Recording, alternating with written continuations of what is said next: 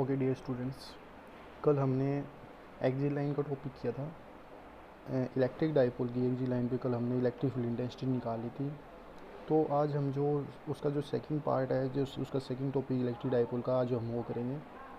जो electric dipole की second derivation है वो उसका नाम है, मैं यहाँ पे मेंशन कर देता हूँ ऊपर। टॉपिक का नाम है you have to calculate the you have to find out the electric field intensity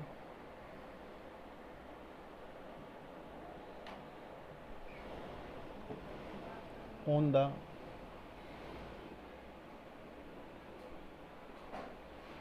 equatorial line. आपको इलेक्ट्रिक फील्ड इंटेंसिटी निकालनी है इक्वेटोरियल लाइन के ऊपर। आपको इलेक्ट्रिक फील्ड इंटेंसिटी निकालनी है इक्वेटोरियल लाइन के ऊपर। किसकी equatorial line? Of an electric dipole.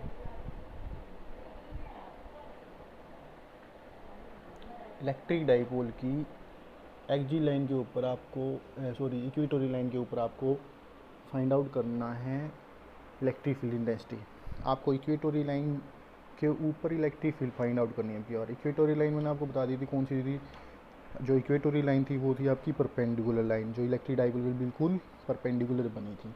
तो मैं सबसे पहले आपको फिर से वही काम करेंगे जैसे हमने कल किया था। कल हमने क्या किया था, सबसे पहले हमने डायग्राम को इमेजिन किया था, डायग्राम बनाया था। जिसको डायग्राम अच्छे से आता है, देखो डेरिवेशन फिर से मैं बार बार एक ही बात कहूँगा, पहले डायग्राम को अच्छे से बनाना सीखो। डायग्राम से ही डेरिवेशन बनी हुई है। जिसको डायग्राम बनाना आता है तो डेरिवेशन भी ईजिली हो जाती है। नाउ हम अब इक्वेटोरियल के लिए करेंगे। सबसे पहले देखो टॉपिक में नाम से पता चल रहा है इलेक्ट्रिक डाइपोल, तो सबसे पहले इलेक्ट्रिक डाइपोल ही बनाएंगे हम। पहले इलेक्ट्रिक डाइपोल बना लेते हैं। हमने दो चार्ज लिए थे। मैंने मान लिया माइनस क्यू चार्ज है ए पॉइंट पे, इसके लिए मैंने सेकंड चार्ज मान लिया बी पॉइंट पे, ये प्लस क्यू चार्ज। ये हमारे पास दो चार्ज है। फिर हमने दोनों को क्या किया था, दोनों की लाइन ज्वाइन कराई थी। दोनों लाइन ज्वाइन करा के ये line joining of the electric dipole है, या इसको एक डाइपोल की आप एक्सिस भी बोल सकते हो। ये क्या है, ये है ओरिजिन, यह है आपका ओरिजिन, या ये आपका इलेक्ट्रिक डाइपोल का मिड पॉइंट। ये आपकी डाइपोल की ए लेंथ थी, ये भी ए लेंथ थी। दोनों इलेक्ट्रिक डाइपोल के बीच का जो डिस्टेंस था वो था 2a। अब इसकी इक्वेटोरियल लाइन बनानी है हमें। अब इसकी इक्वेटोरियल लाइन बनाने के लिए क्या करना पड़ेगा, इसके बिल्कुल बीचों बीच ठीक परपेंडिकुलर एक लाइन पास करा देते हैं, जो इसके सेंटर से पास करती जाएगी। यहाँ पे हमने मान लिया ये इसका मिड पॉइंट है, ये आपकी इक्वेटोरियल लाइन है। अब इस इक्वेटोरियल लाइन पे हमने कंसीडर करना कोई भी पॉइंट। जैसे वहाँ पे कल क्या किया था, कल हमने किया था पी पॉइंट कंसीडर। तो आज फिर से हम क्या कर लेते हैं, यहाँ पे कोई पी पॉइंट कंसीडर कर लेते हैं। इस पी पॉइंट से लेके जो इसका जो सेंटर है वहाँ तक का जो डिस्टेंस हमने कल जो लिया था वो लिया था आर, तो आज भी आर ले लेते हैं। फिर से वही काम करना आपको। पहले माइनस क्यू चार्ज की वजह से पी पॉइंट पे आपको क्या निकालनी है, इलेक्ट्रिक फील्ड। फिर प्लस क्यू चार्ज की वजह से आपको पी पॉइंट पे क्या निकालनी है, इलेक्ट्रिक फील्ड।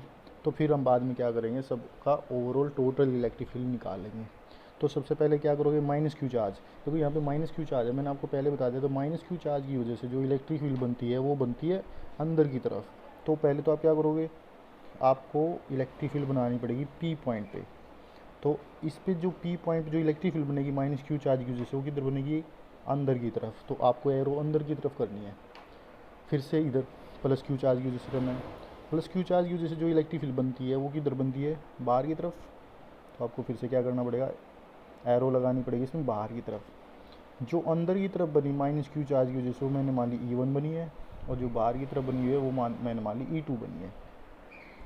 अब 2 मिनट के लिए हम यहाँ पे मान लेते हैं ये आपकी है वाई एक्सिस और ये है एक्स एक्सिस। ये एक्स एक्सिस है और ये वाई एक्सिस है। अब क्या करोगे, हम यहाँ पे एक एंगल मान लेते हैं थीटा। ये एंगल थीटा है तो इसको भी हम मान लेते हैं थीटा। ये थीटा है तो ये भी क्या होगा, थीटा होगा। ये थीटा है तो ये भी क्या होगा, थीटा होगा। ये थीटा है तो इसके सामने वाला अपोजिट एंगल थीटा,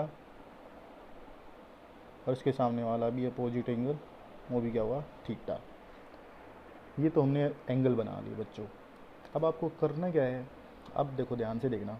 पहले E1 इलेक्ट्रिक फील्ड की बात करते हैं। जो E1 इलेक्ट्रिक फील्ड है वो इधर और ये इधर, इन दोनों के बीच का क्या है, रिजल्टेंट है। जैसे आप 11 क्लास में पढ़ते थे, ए वेक्टर बी वेक्टर उसका रिजल्टेंट वेक्टर, तो ऐसे ही यहाँ पे ई1 क्या है, ई1 क्या कर रहा है, ई1 यहाँ पे रिजल्टेंट है 2 वेक्टर का। तो हम क्या कर लेते, इसको रिजोल्व कर देते दो पार्ट में। पहला जो कंपोनेंट है इसका ई1 का, जिसके साथ ये एंगल बनाएगा उसके साथ क्या होता है, कोस। तो इसका रिजोल्यूशन, ई1 का रिजोल्यूशन एक्स एक्सिस के एलोंग जो होगा वो क्या होगा, ई1 कोस थीटा, और जो वाई के एलोंग करेंगे इधर वो क्या आएगा यहाँ पे, ई1 साइन थीटा। इसके बाद जो है सेकंड, ऐसे ही हम करेंगे ई टू को। ई टू भी देखो क्या है, ई टू भी दो वेक्टर का रिजल्टेंट बना है। ई टू दो का रिजल्टेंट कैसे, एक वेक्टर का फिर से यहाँ पे, दूसरा वेक्टर यहाँ पे है, ये ए वेक्टर ये बी वेक्टर, उसका रिजल्टेंट फिर से ई टू। फिर से क्या करो, ई टू को भी आप क्या करोगे, दोबारा से रिजोल्व कर दोगे। तो ई टू को मैंने रिजोल्व कर दिया इधर, इसका कंपोनेंट जो इसके साथ आएगा वो आएगा कोस, जो ऊपर आएगा वो आएगा ई टू साइन थीटा। तो हमने ये कर लिया इस तरह से रिजोल्व।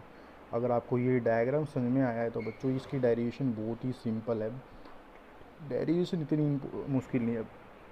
एक काम और कर लेते हैं हम, यहाँ पे हमारे पास देखो एक ये वाली क्या है, ट्रायंगल दिखाई दे रही है ए ओ पी। इस ए ओ पी ट्रायंगल में राइट एंगल ट्रायंगल है, ऐसे इधर है, दोनों की दोनों एक जैसी राइट एंगल ट्रायंगल है।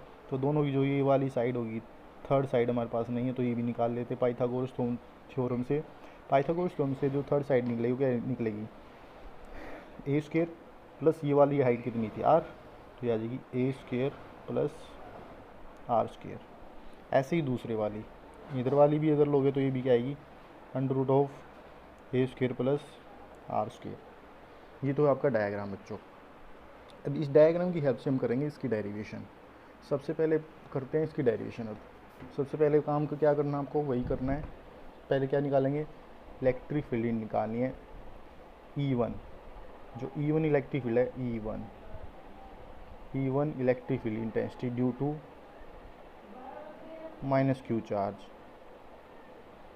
माइनस क्यू चार्ज की वजह से जो इलेक्ट्रिक फील्ड E1 बनेगी वो कौन सी बनेगी, माइनस क्यू चार्ज। देखो ये डायग्राम है, माइनस क्यू वजह से बनी है कि अंदर की तरफ, तो अंदर की वजह से अंदर की तरफ जो आपकी इलेक्ट्रिक फील्ड बनी है E1, वो इलेक्ट्रिक फील्ड का फॉर्मूला है। मैंने आपको पहले ही बताया था इलेक्ट्रिक फील्ड का फॉर्मूला क्या होता है। इलेक्ट्रिक फील्ड का फॉर्मूला मैंने आपको बता रखा है, एक सिंगल चार्ज की वजह से क्या ओपन में 4πε0 आर स्क्वायर, ये होता है। इस फॉर्मूले को देख के आप E1 के लिए फॉर्मूला बनाओगे ऐसे ही।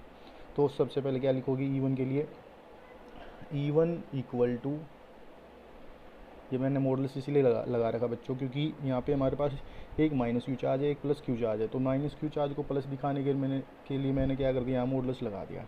तो E1 जो है, E1 के लिए क्या बनेगा फॉर्मूला, क्यू ओपन में 4πε0। अब डिस्टेंस देखना बच्चों में, माइनस क्यू चार्ज ये हमारा माइनस क्यू चार्ज जो है ये है यहाँ पे ए पॉइंट पे, ए पॉइंट से लेके पी पॉइंट तक का हमें डिस्टेंस चाहिए। तो हमारा डिस्टेंस क्या, ए पी। तो डिस्टेंस का स्क्वायर करना है। मैंने आपको क्या बताया था, डिस्टेंस का स्क्वायर, क्योंकि यहाँ इसके फॉर्मूले में स्क्वायर है तो आपको डिस्टेंस का स्क्वायर करना पड़ेगा। जो ए से लेके पी तक का जो डिस्टेंस है ये डिस्टेंस है, तो इसका स्क्वायर करना पड़ेगा। तो इसका स्क्वायर कर देते हैं, यहाँ पे लिख देंगे ए पी स्क्वायर, और आगे इसको सोल्व करेंगे क्यू अपॉन में 4πε0। जो ए पी स्क्वायर है, ए पी स्क्वायर का मतलब ए पी की वैल्यू कितनी थी, ए पी की वैल्यू थी under root of a square plus r square का स्क्वायर रूट भी है। तो क्या करोगे, उसकी वैल्यू रखोगे यहाँ पे, ए स्क्वायर प्लस आर स्क्वायर का स्क्वायर रूट और स्क्वायर से कैंसिल हो जाएगा। तो हमारी जो इलेक्ट्रिक फील्ड है वो कितनी आ जाएगी, E1 की वैल्यू आ जाएगी क्यू अपॉन में 4πε0 ए स्क्वायर प्लस आर स्क्वायर। ये हमारी इलेक्ट्रिक फील्ड आ जाएगी एलोंग किधर। हाँ जी स्टूडेंट्स, सॉरी बीच में ना वीडियो डिस्कनेक्ट हो गई थी। तो हाँ, तो हम कहाँ थे, हम यहाँ पे थे। जो इलेक्ट्रिक फील्ड E1 थी वो था हमारा क्यू ओपन में 4πε0 ए स्क्वायर प्लस में आर स्क्वायर। ये हमने निकाल लिया electric field intensity along P A के एलोंग। सिमिलरली हम क्या करेंगे, इस डायग्राम के अंदर बी पॉइंट की वजह से, बी पॉइंट पे कौन सा चार्ज है, प्लस क्यू चार्ज है। प्लस क्यू चार्ज की वजह से हमें पी पॉइंट पे इलेक्ट्रिक फील्ड इंटेंसिटी निकालनी है जो कि E2 है। अब E2 की वैल्यू फाइंड आउट करनी है आपको ऐसी। अब डिस्टेंस जो लेंगे वो लेंगे हम बी से पी तक का। तो बी से पी तक का जो डिस्टेंस लेके फिर से E2 की इलेक्ट्रिक फील्ड की वैल्यू निकालेंगे। तो अब क्या करेंगे, इलेक्ट्रिक फील्ड यहाँ पे आ जाते हैं। हमने क्या कर लिया, अब E2 की वैल्यू निकाल लेते हैं। E2 क्या इलेक्ट्रिक फील्ड है, किसकी वजह से बनी थी, प्लस क्यू चार्ज की वजह से बनी थी। प्लस क्यू चार्ज की वजह से जो इलेक्ट्रिक फील्ड बनी थी ये थी बाहर की तरफ, और जो E1 बनी थी वो थी अंदर की तरफ। तो प्लस क्यू चार्ज की वजह से जो हमारी इलेक्ट्रिक फील्ड बनी E2, उसका फॉर्मूला फिर से वही, चार्ज क्या था, क्या था, 4πε0।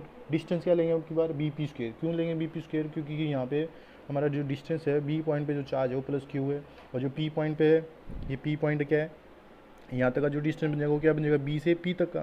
तो बी से पी तक का जो डिस्टेंस लेगा उसको स्केयर करना पड़ेगा।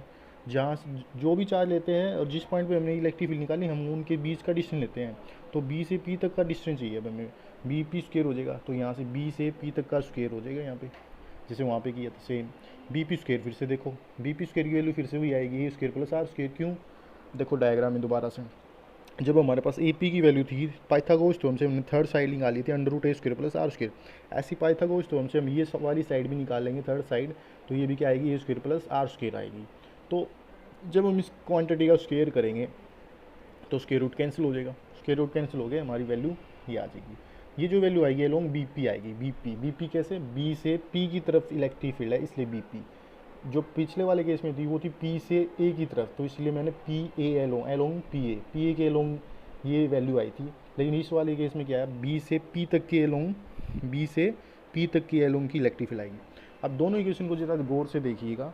जो फर्स्ट इक्वेशन आई थी आपकी E1 q upon 4πε0 a square plus r square, ये इक्वेशन फर्स्ट थी पी ए के एलोंग, बिल्कुल सेम है जैसे ही हमारी सेकंड इक्वेशन आई है। ये भी देखो आप, E2 जो है सेकंड इक्वेशन जो आई है वो हमारी आई है Q upon 4πε0 a square plus में आर स्क्वेयर। दोनों की वैल्यू क्या है, सेम है। इसका मतलब क्या, from equation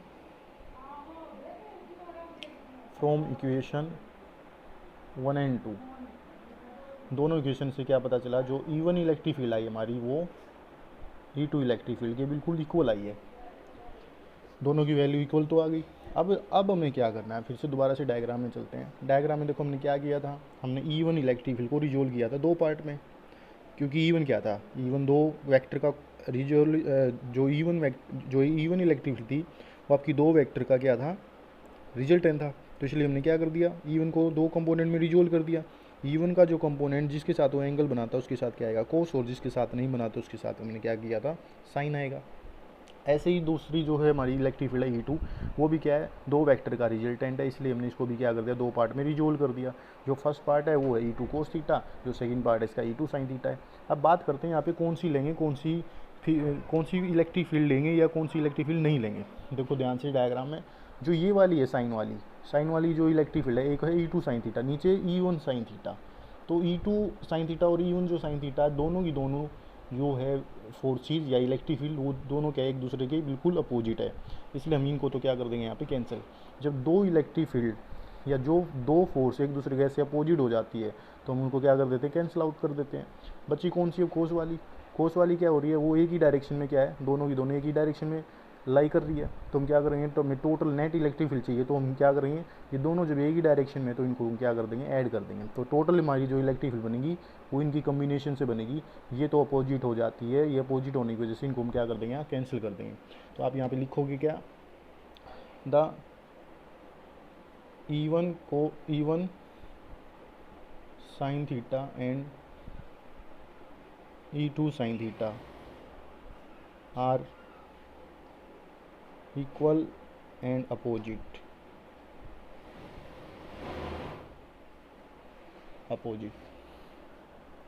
so they are cancel out with each other and the component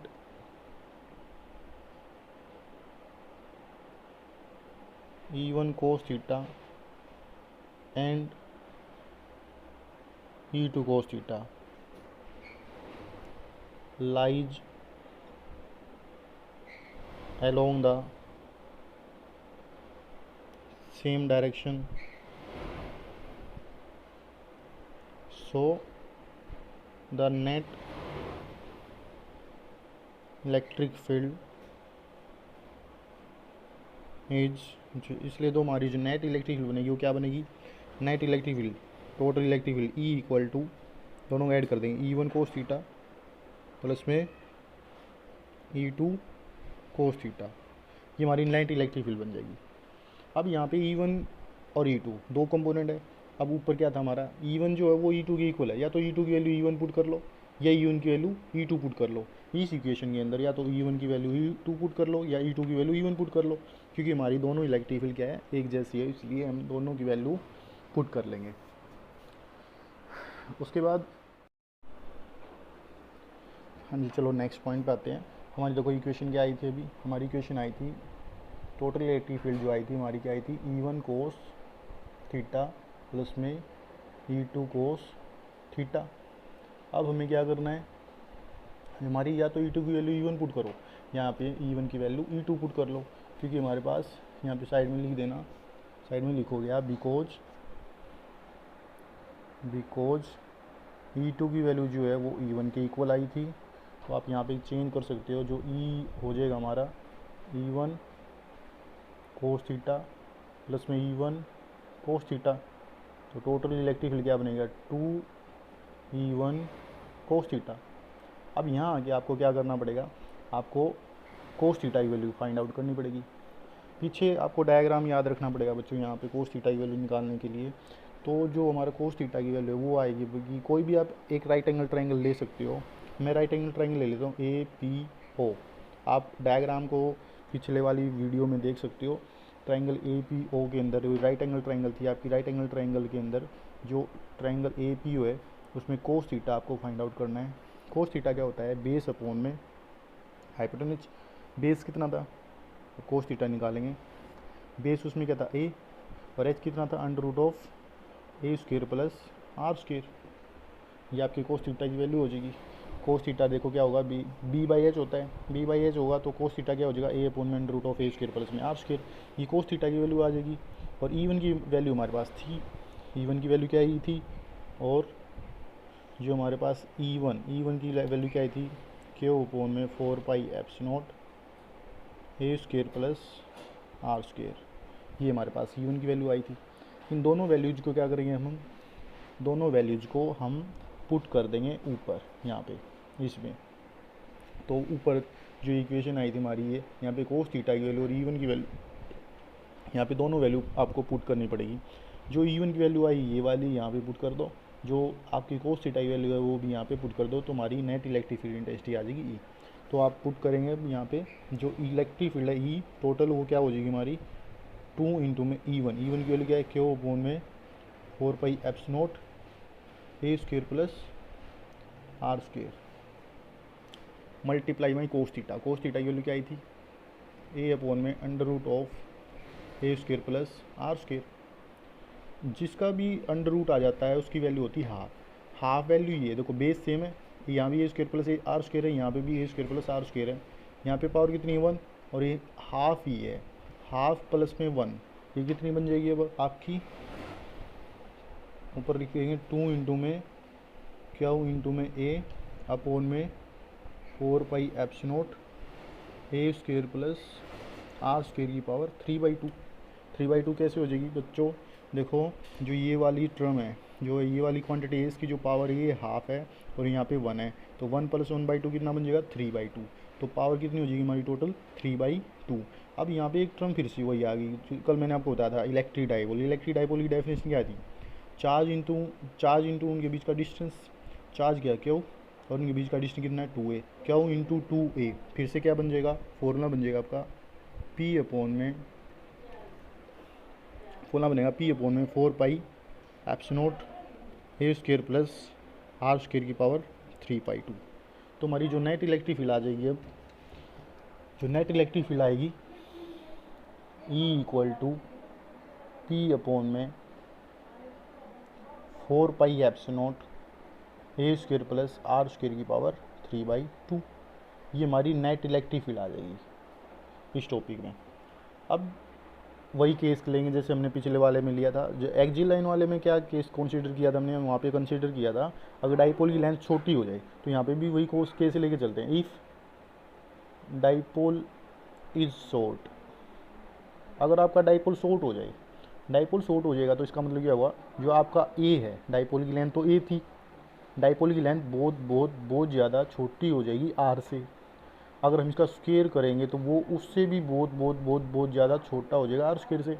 तो जो ऊपर वाली टर्म है ए स्क्वायर, ये बहुत बहुत छोटी हो जाएगी आर स्क्वायर से। तो हम क्या कर दो, यहाँ से इसको नेगलेक्ट कर देते हैं।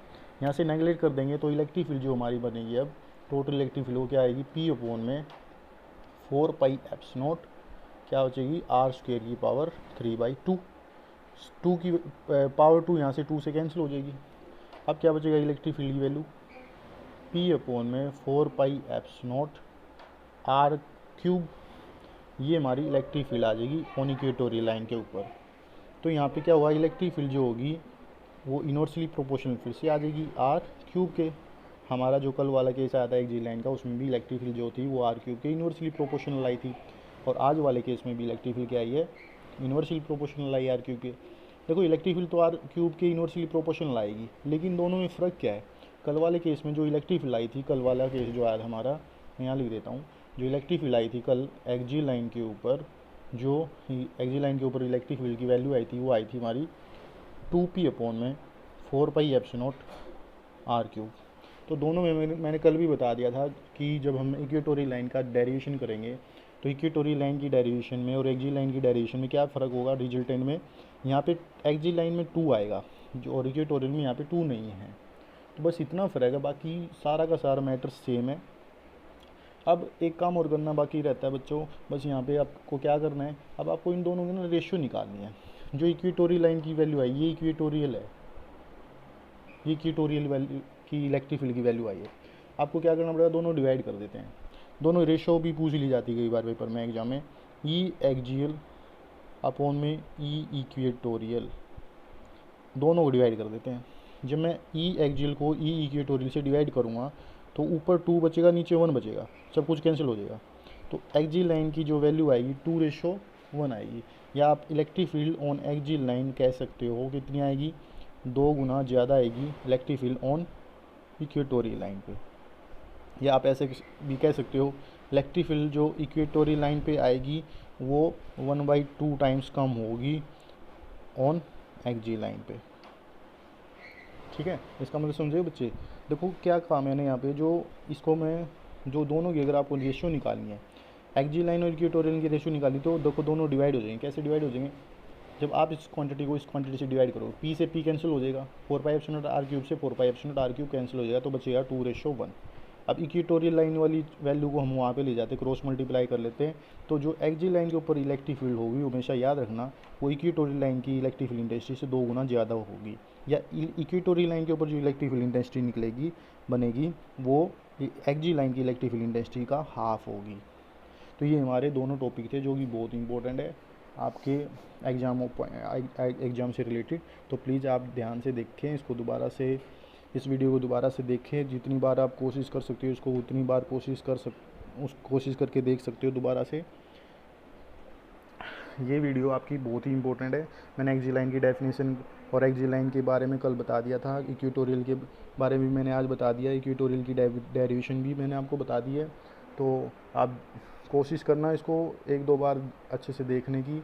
अगर आपको समझ में आती है तो ठीक है, नहीं आती तो दोबारा से आप मुझसे पूछ सकते हो कभी भी किसी भी टाइम पे। Thank you.